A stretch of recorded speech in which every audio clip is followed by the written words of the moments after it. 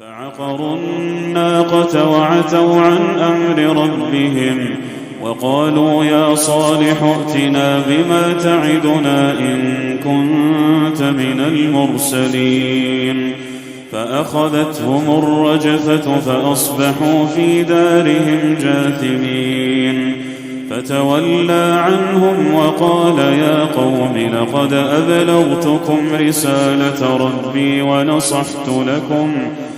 ولكن لا تحبون الناصحين.